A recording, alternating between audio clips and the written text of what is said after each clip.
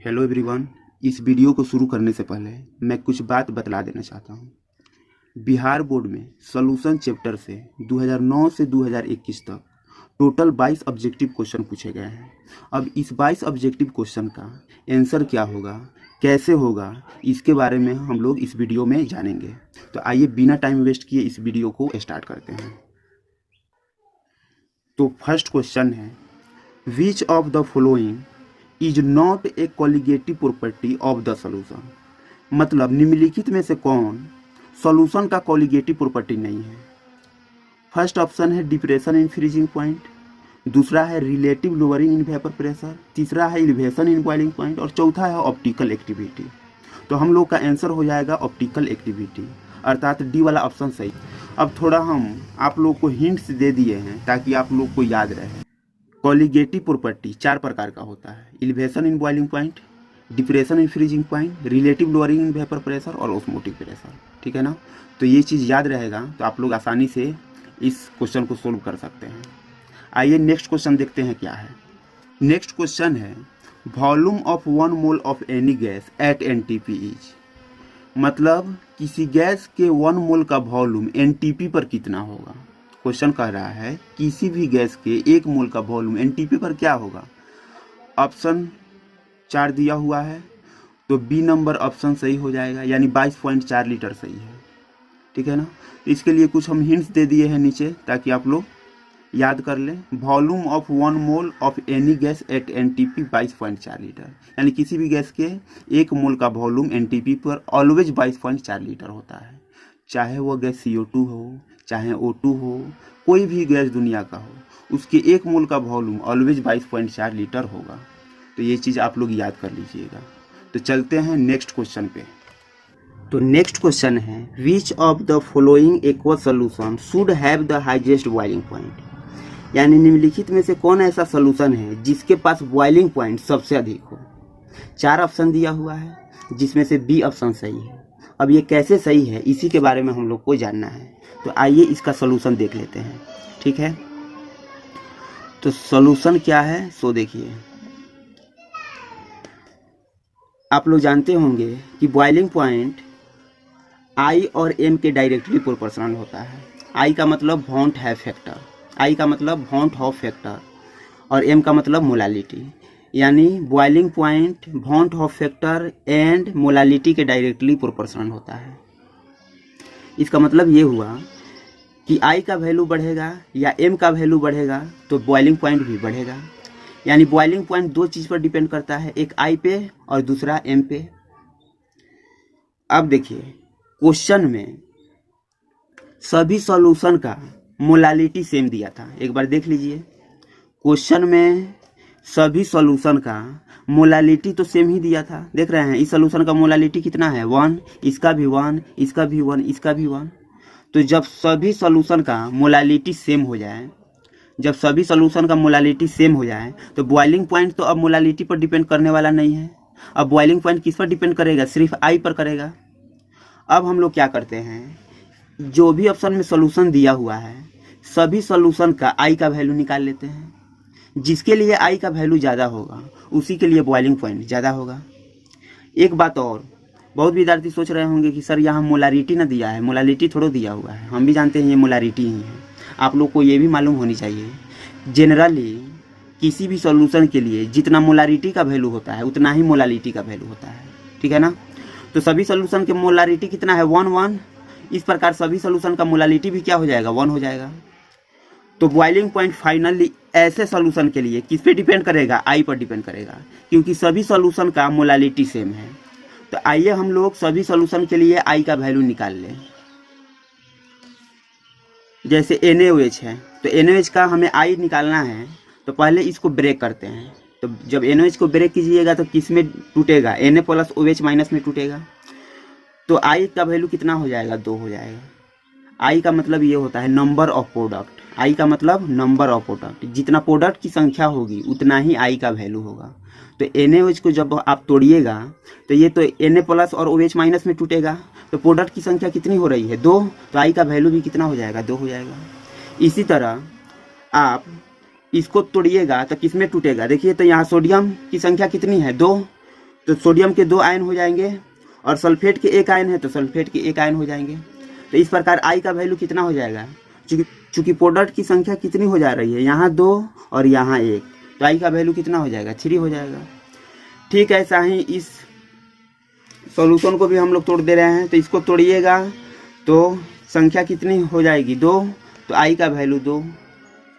इसको भी ब्रेक कर लीजिए, आई का वैल्यू कितना है, 2। तो जरा देखिए फाइनली किसके लिए आई का वैल्यू ज़्यादा आ रहा है, किस सॉल्यूशन के लिए, तो Na2SO4 के लिए आई का वैल्यू ज़्यादा आ रहा है। इस प्रकार Na2SO4 सॉल्यूशन का बॉइलिंग पॉइंट सबसे हाई हो जाएगा, इसलिए ऑप्शन बी सही हो जाएगा। ठीक है, नेक्स्ट क्वेश्चन है which of the following will produce maximum depression in freezing point, यानी निम्नलिखित में से किसके पास maximum depression in freezing point है। तो 4 ऑप्शन दिया हुआ है जिसमें से एक ऑप्शन सही है K2SO4। अब ये कैसे होगा इसके बारे में हम लोग को देखना होगा। तो देखिए डेल्टा TA बराबर होता है I into KF into M, जहाँ delta TF depression in freezing point है, I want of factor, KF क्या है, क्रायोस्कोपिक कांस्टेंट है, और M का मतलब मोलालिटी होता है। यानी डेल्टा TF कितने चीज़ पे डिपेंड करेगा, 2 चीज़ पे, I और M पे, KF पे नहीं करेगा, चूँकि KF क्या है, कांस्टेंट है। अब देखिए क्वेश्चन में मोलालिटी का जिक्र नहीं किया हुआ है कि किस सॉल्यूशन का कितना मोलालिटी है। तो जब क्वेश्चन में मोलालिटी का जिक्र नहीं किया हो तब हम लोग मोलालिटी को सेम मान लेते हैं। ठीक है, जब क्वेश्चन में मोलालिटी का जिक्र नहीं किया हो तो मोलालिटी को सेम मान लेते हैं। तो जब मोलालिटी सेम हो जाएगा सभी सॉल्यूशन के लिए, अब डेल्टा TF किस पर डिपेंड करेगा, I पर। अब हम लोग क्या करेंगे, प्रत्येक सॉल्यूशन के लिए I का वैल्यू निकाल लेंगे। जिस सॉल्यूशन के लिए I का वैल्यू जितना अधिक होगा उसके लिए डेल्टा TF उतना ही अधिक होगा। तो आइए एक एक करके प्रत्येक सॉल्यूशन का हम I का वैल्यू निकालें।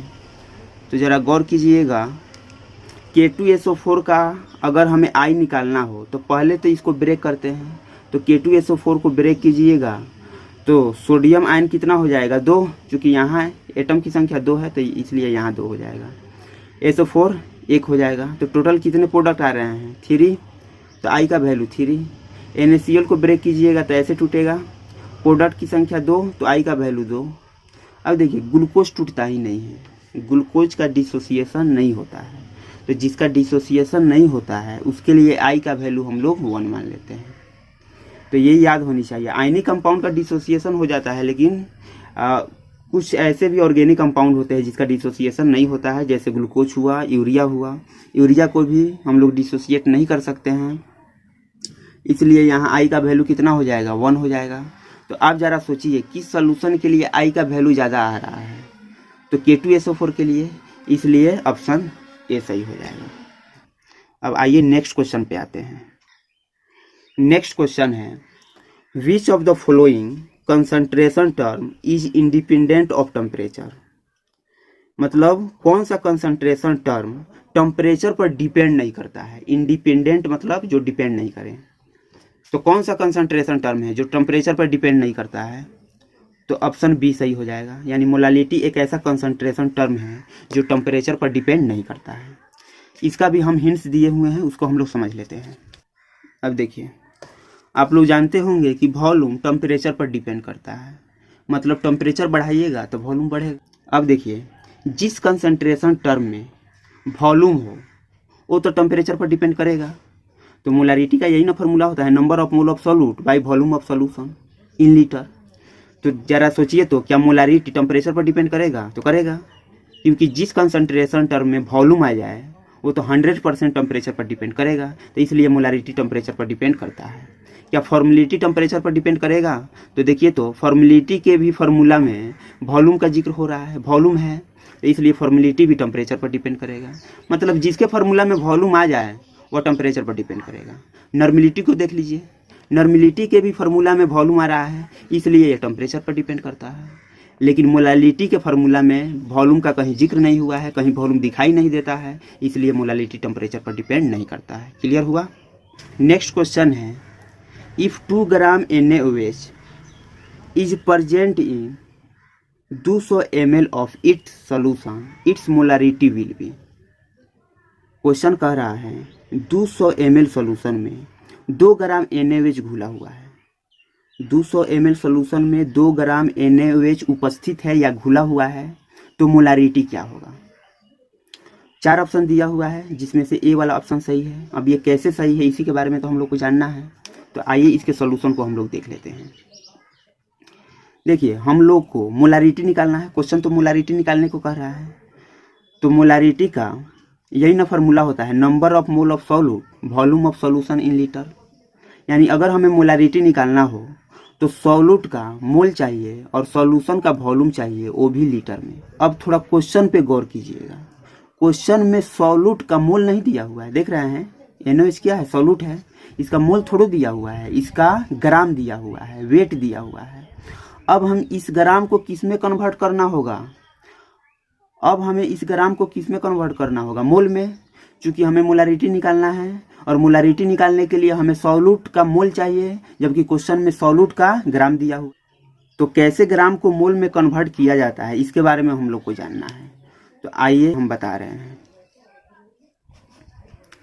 जैसे 40 ग्राम NaOH बराबर 1 मोल होता है, तो 2 ग्राम NaOH बराबर कितना हो जाएगा, 1/20 मोल हो जाएगा। अब देखिए इस प्रकार हम लोग 2 ग्राम NaOH को मोल में कन्वर्ट कर चुके हैं। अब हमें वॉल्यूम ऑफ सॉल्यूशन चाहिए, वो भी लीटर में, लेकिन क्वेश्चन में जरा गौर कीजिएगा, क्वेश्चन पे, क्वेश्चन में वॉल्यूम ऑफ सॉल्यूशन तो दिया हुआ है लेकिन लीटर में नहीं दिया हुआ है, ml में दिया हुआ है। अब इस ml को किस में चेंज करना होगा, लीटर में। तो यहाँ देखिए वॉल्यूम ऑफ सॉल्यूशन 200 ml और 200 ml को लीटर में कैसे चेंज करेंगे, 1000 से डिवाइड कर देंगे तो इतना लीटर हो जाएगा।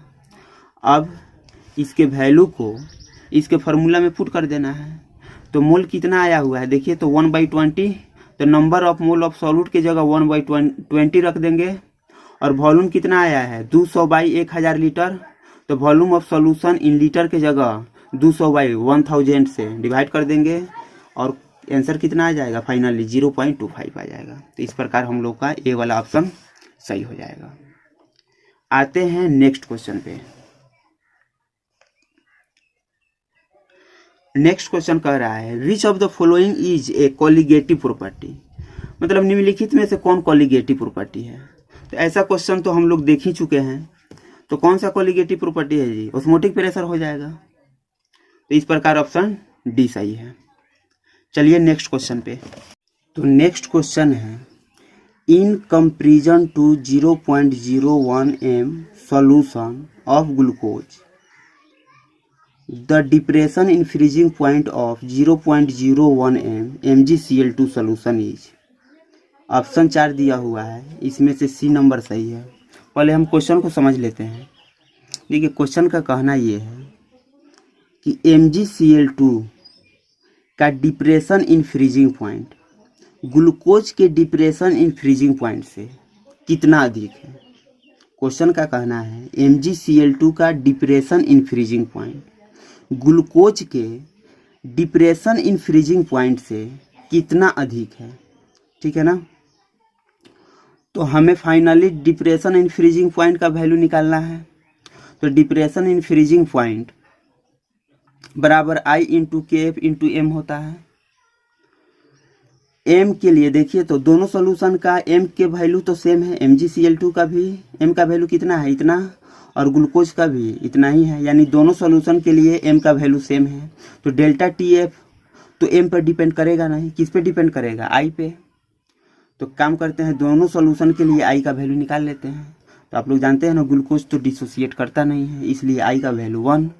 और MgCl2 आयनिक कंपाउंड है, आयनिक कंपाउंड डिसोसिएट करता है, तो ये डिसोसिएट होकर किस में टूटेगा, Mg2+ और 2Cl- पे। तो टोटल प्रोडक्ट की संख्या कितनी हो रही है, 3, तो I का वैल्यू 3। तो देखिए तो जब MgCl2 के लिए I का वैल्यू 3 और इसके लिए 1, तो I, इसका I ग्लूकोज के I से कितना ज़्यादा अधिक है, 3, तो इसलिए अबाउट 3 टाइम्स हो जाएगा। तो नेक्स्ट क्वेश्चन है the want of factor of calcium nitrate is, मतलब कैल्शियम नाइट्रेट का वॉन्ट ऑफ फैक्टर कितना होगा। तो ऑप्शन सी सही है। सोल्यूशन देख लीजिए, बॉन्ड ऑफ फैक्टर निकालने के लिए ब्रेक किया जाता है, तो प्रोडक्ट की संख्या कितनी है 3, तो इसलिए आई का वैल्यू 3 हो जाएगा, इसलिए ऑप्शन सी सही हो जाएगा। नेक्स्ट क्वेश्चन है, which of the following is a colligative property of solution, मतलब निम्नलिखित में से कौन सोल्यूशन का कोलिगेटिव प्रॉपर्टी है, तो ऑस्मोटिक प्रेशर हो जाएगा। फिर इसके नेक्स्ट वाला क्वेश्चन है,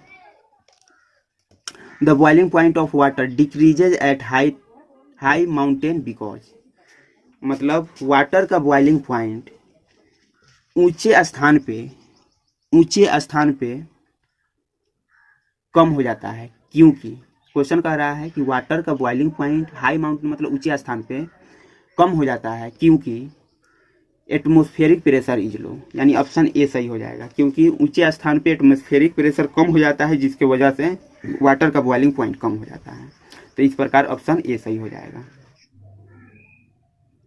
नेक्स्ट क्वेश्चन है, which of the following is the property of ideal solution, मतलब आइडियल सोल्यूशन का क्या प्रॉपर्टी है, तो आइडियल सोल्यूशन का क्या प्रॉपर्टी होता है, याद है आइडियल सोल्यूशन वह सोल्यूशन होता है जो रॉल्स लॉ को फॉलो करता है, तो इस प्रकार ऑप्शन ए सही हो जाएगा। नेक्स्ट क्वेश्चन है, by osmosis semi permeable membrane allow to pass, यानी क्वेश्चन कह रहा है कि ऑस्मोसिस की प्रक्रिया में सेमी परमेएबल मेम्ब्रेन से क्या पास करता है, ऑस्मोसिस की प्रक्रिया में सेमी परमेएबल मेम्ब्रेन जिसको शॉर्टकट में एसपीएम बोलते हैं, तो एसपीएम से क्या पास करेगा, ऑप्शन दिया हुआ है सॉल्यूट ऑफ मोलिक्यूल, ए में, बी में सोल्वेंट मोलिक्यूल, सी में कॉम्प्लेक्स आयन और डी में सिंपल आयन, तो आंसर होगा बी, यानी सोल्वेंट के मोलिक्यूल ही एसपीएम से पास करता है, ठीक है ना।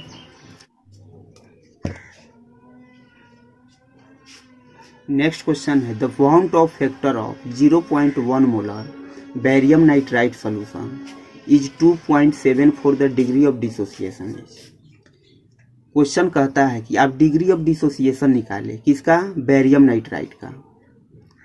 क्वेश्चन बेरियम नाइट्राइट का बॉन्ड ऑफ फैक्टर का वैल्यू दे चुका है और कह रहा है डिग्री ऑफ डिसोसिएशन निकालें, तो 4 ऑप्शन दिया हुआ है, कोई एक ही तो ऑप्शन सही होगा, तो ऐसे ऑप्शन बी सही है, लेकिन कैसे सही है इसी के बारे में हम लोग को जानना है कि कैसे बी ऑप्शन सही है। तो देखिए हमें तो अल्फा का वैल्यू निकालना है, मतलब डिग्री ऑफ डिसोसिएशन, तो डिग्री ऑफ डिसोसिएशन का ये फार्मूला होता है I-1 N-1, तो अगर हमें अल्फा का वैल्यू निकालना हो तो हमें आई का वैल्यू चाहिए और एन का वैल्यू चाहिए। क्वेश्चन में ऑलरेडी आई का वैल्यू दिया हुआ है, देख लीजिए क्वेश्चन में आई का वैल्यू दिया हुआ है, तो हम आई के जगह रख देंगे जितना वैल्यू दिया हुआ है, लेकिन क्वेश्चन में एन का वैल्यू नहीं दिया हुआ है, अब हमें एन का वैल्यू निकालना पड़ेगा अपने से। तो एन क्या है पहले जान लेते हैं, एन को बोलते हैं number of product after dissociation, यानी अगर हमें एन का वैल्यू निकालना हो तो बेरियम नाइट्राइट को ब्रेक करना होगा, और जब हम ब्रेक करेंगे तो इसमें टूट जाएगा। अब देखिए तो टूटने के बाद प्रोडक्ट की संख्या कितनी आई है 3, तो इस प्रकार एन का वैल्यू 3 हो जाएगा। आप भूल चूक से भी यहाँ आई का वैल्यू 3 मत लिखिएगा, क्योंकि आई का वैल्यू ऑलरेडी क्वेश्चन में दे चुका है, तो जितना क्वेश्चन में दिया हुआ है आई का वैल्यू उतना ही रखेंगे। अब ये नहीं कि यहाँ नंबर ऑफ प्रोडक्ट 3 है तो आई का वैल्यू 3, ठीक है ना। क्वेश्चन में अगर आई का वैल्यू नहीं दिया रहता तब यहाँ आई का वैल्यू 3 होता। अब आप क्या कीजिए, इस फार्मूला में आई और एन का वैल्यू पुट कर दीजिए, तो आई का वैल्यू 2.74 है और एन का वैल्यू अभी तो निकाले हुए हैं कितना है 3, तो 3 रख दीजिए, तो फाइनली कट छट के कितना आ जाएगा 0.87 आ जाएगा। तो परसेंटेज निकालिएगा तो कितना आ जाएगा 87%, क्योंकि परसेंटेज निकालने के लिए हमें 100 से मल्टीप्लाई करना होता है, तो 87% आ जाएगा। देखिए तो ऑप्शन बी सही हो गया। चलते हैं नेक्स्ट क्वेश्चन पे। नेक्स्ट क्वेश्चन है azeotropic mixture of HCl and H2O है, यानी क्वेश्चन कह रहा है कि HCl और H2O के एजियोट्रोपिक मिक्सचर में HCl का कितना परसेंट होता है। ऑप्शन ए में दिया हुआ है 48% HCl, बी में 22.2%, इसी तरह सी में 36% और डी में 20.2% HCl दिया हुआ है। यानी हम लोग को मालूम करना है कि HCl और H2O के एजियोट्रोपिक मिक्सचर में HCl का कितना परसेंट होता है। तो ऑप्शन डी सही हो जाएगा, ठीक है ना। थोड़ा एजियोट्रोपिक मिक्सचर से रिलेटेड कुछ बातें जान लेते हैं। एजियोट्रोपिक मिक्सचर लिक्विड लिक्विड सोल्यूशन होता है, और आप लोग जानते होंगे लिक्विड लिक्विड सोल्यूशन दो प्रकार का होता है, आइडियल सोल्यूशन और नॉन आइडियल सोल्यूशन। तो एजियोट्रोपिक मिक्सचर नॉन आइडियल सोल्यूशन होता है, ठीक है। दूसरी बात, ये रॉल्स लॉ को फॉलो नहीं करता है। जाहिर सी बात है, कोई भी नॉन आइडियल सोल्यूशन होगा वो रॉल्स लॉ को तो फॉलो नहीं करता है, और एजियोट्रोपिक मिक्सचर नॉन आइडियल सोल्यूशन होता है, इसलिए एजियोट्रोपिक मिक्सचर भी रॉल्स लॉ को फॉलो नहीं करेगा। तो एक्स्ट्रा बात भी हम लोग जान गए एजियोट्रोपिक मिक्सचर के बारे में, तो इसको भी आप लोग याद कर लीजिएगा। नेक्स्ट क्वेश्चन है, a solution has osmotic pressure of 0.082 atm at 300 kelvin, its concentration would be. मतलब कोई सॉल्यूशन है जिसका ऑस्मोटिक प्रेशर 0.082 atm दिया हुआ है, टेम्परेचर 300 केल्विन है, और क्वेश्चन कह रहा है उसका कंसंट्रेशन क्या होगा। तो आइए हम निकालते हैं। हालांकि इसका ऑप्शन डी सही है। अब कैसे डी सही है इसके बारे में हम लोग जान लेते हैं। तो यहाँ पे ध्यान देना है, हमें क्या निकालना है, कंसंट्रेशन। जबकि ऑस्मोटिक प्रेशर का वैल्यू दिया हुआ है, तो ये फार्मूला आप लोग को याद होगा, पाई बराबर CRT। पाई का वैल्यू क्वेश्चन में ऑलरेडी दिया हुआ है, आर का वैल्यू इतना होता है, और टी का वैल्यू भी क्वेश्चन में दिया हुआ है, और क्वेश्चन कह रहा है कि सी का वैल्यू क्या होगा। तो डायरेक्ट इस फार्मूला का आप लोग इस्तेमाल कर सकते हैं। अब सी का वैल्यू तो हमें निकालना है, यानी यही सी का वैल्यू निकालना है। तो जिसको निकालना है उसको लेफ्ट साइड रख लीजिए। इस प्रकार पाई बराबर RT हो जाएगा। पाई का वैल्यू जितना है रख लीजिए, आर का वैल्यू जितना है रख लीजिए, और टी का वैल्यू है जितना रख लीजिएगा। कट छट के कितना आ जाएगा, 0.033 m आ जाएगा। तो ये आंसर हो गया। चलते हैं नेक्स्ट क्वेश्चन पे।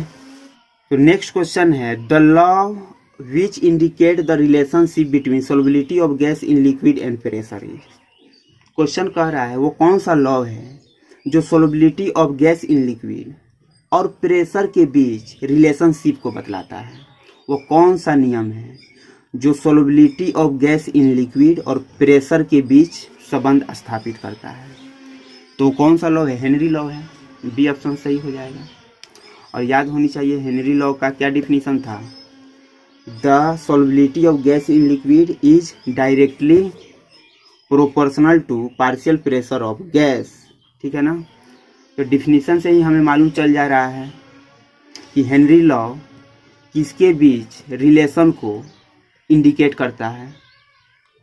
तो आप लोग डिफिनीशन याद कर लीजिएगा ताकि आप लोग को मालूम चले कि हेनरी लॉ किसके बीच रिलेशन को स्थापित करता है। चलिए नेक्स्ट क्वेश्चन पे आते हैं। Osmotic pressure can be increased by, यानी ऑस्मोटिक प्रेशर बढ़ता है। ऑप्शन ए में दिया हुआ है इंक्रीजेज टेम्परेचर, डी में डिक्रीजेज टेम्परेचर, सी में इंक्रीजिंग वैल्यू और डी में नॉन। तो ऑप्शन ए सही होगा क्योंकि टेम्परेचर बढ़ाने पे ऑस्मोटिक प्रेशर बढ़ता है, ठीक है ना। जैसे आप लोग अभी तो इस फार्मूला के बारे में हम लोग देखे थे, पाई बराबर CRT और C बराबर N/V होता है। तो इस प्रकार C के जगह आप N/V लिख सकते हैं। आप ही ज़रा सोचिए, T का वैल्यू बढ़ेगा तो क्या पाई का वैल्यू नहीं बढ़ेगा, यानी टेम्परेचर बढ़ाइएगा तो ऑस्मोटिक प्रेशर बढ़ेगा। तो यही तो क्वेश्चन में दिया हुआ है कि ऑस्मोटिक प्रेशर बढ़ेगा किससे, इंक्रीजेज टेम्परेचर, ठीक है। तो इस प्रकार ऑप्शन ए सही होगा। अगर वॉल्यूम दिया होता, अब यहाँ थोड़ा देखिएगा, वॉल्यूम हम बढ़ाएंगे तो ऑस्मोटिक प्रेशर घटेगा ना, क्योंकि वॉल्यूम नीचे है इसलिए ऑस्मोटिक प्रेशर घट जाएगा। लेकिन ऑप्शन सी में क्या दिया हुआ है, इंक्रीजिंग वॉल्यूम, यानी वॉल्यूम को बढ़ाने पे ऑस्मोटिक प्रेशर बढ़ता है। ये तो बात गलत है, इसलिए सी नंबर सही नहीं होगा। फिर चलते हैं नेक्स्ट क्वेश्चन पे। The pH of human blood is approximately, तो ऑप्शन सी सही हो जाएगा। यानी हमारे शरीर में ब्लड का पीएच कितना होता है, तो 7.4 होता है। ये तो जीके टाइप का क्वेश्चन है, ठीक है ना, रट जाना है, इसमें कोई लॉजिक नहीं है, कंसेप्ट नहीं है, रट जाना है। नेक्स्ट क्वेश्चन है पीएच ऑफ प्योर वाटर, यानी प्योर वाटर का पीएच कितना होगा। तो प्योर वाटर का 7 होता है। आप लोग को मालूम है ना कि न्यूट्रल सब्सटेंस के लिए पीएच का वैल्यू 7 होता है, एचडी के लिए 7 से कम और बेसिक के लिए 7 से ज़्यादा। तो अगर देखा जाए ब्लड, तो ब्लड स्लाइटली बेसिक होता है, क्योंकि ब्लड का पीएच 7.4 होता है, ठीक है ना, जबकि वाटर का पीएच एग्जैक्टली माने 7 होता है। इसलिए प्योर वाटर ना बेसिक होता है और ना ही एसिडिक होता है। और लास्ट क्वेश्चन है the unit of ebullioscopic constant is. अब इसमें से कौन सा ऑप्शन सही है, यानी इबुलियोस्कोपिक कांस्टेंट का कौन सा यूनिट सही है। तो ऑप्शन ए वाला सही है, ठीक है। अब कैसे सही है, यहाँ हम थोड़ा हिंट दिए हैं, समझ लेना है। देखिए यहाँ पे डेल्टा टीबी बराबर केबी इंटू एम होता है। इसी न केबी को हम लोग इबुलियोस्कोपिक कांस्टेंट कहते हैं। तो केबी बराबर क्या डेल्टा टीबी बाई एम हो जाएगा। अब हमें केबी क्या निकालना है, यूनिट। तो केबी का यूनिट तभी निकलेगा, इस केबी का यूनिट तभी निकलेगा जब हम डेल्टा टीबी का यूनिट निकालें और एम का यूनिट निकालें। तो डेल्टा टीबी का यूनिट क्या होता है, केल्विन, और एम का मतलब मोलालिटी होता है। तो सिर्फ मोलालिटी भी लिख लीजिएगा तो चलेगा, ठीक है ना। तो इस प्रकार केबी का क्या यूनिट हो जाएगा, केल्विन, और मोलालिटी को ऊपर कर दीजिएगा तो पर मोलालिटी हो जाएगा। तो ये केबी का यूनिट हो सकता है। या मोलालिटी को हम लोग एम से डिनोट करते हैं, स्मॉल एम से, तो आप ऐसे भी लिख सकते हैं। या आप चाहें तो मोलालिटी का यूनिट भी रख सकते हैं। मोलालिटी का क्या यूनिट होता है, मोल बाई केजी, यही ना होता है मोलालिटी का यूनिट। तो मोलालिटी की जगह आप मोल बाई केजी रखिएगा तो केल्विन केजी पर मोल आ जाएगा। तो इस प्रकार केबी का यूनिट ये वाला भी सही है और ये वाला भी सही है। खैर क्वेश्चन में दोनों का जिक्र किया हुआ है, तो देख लीजिए कौन सा सही है, ऑप्शन ए सही हो जाएगा। तो इस प्रकार हम लोगों ने 22 ऑब्जेक्टिव क्वेश्चन को कंप्लीट कर लिया है। फिर नेक्स्ट वीडियो में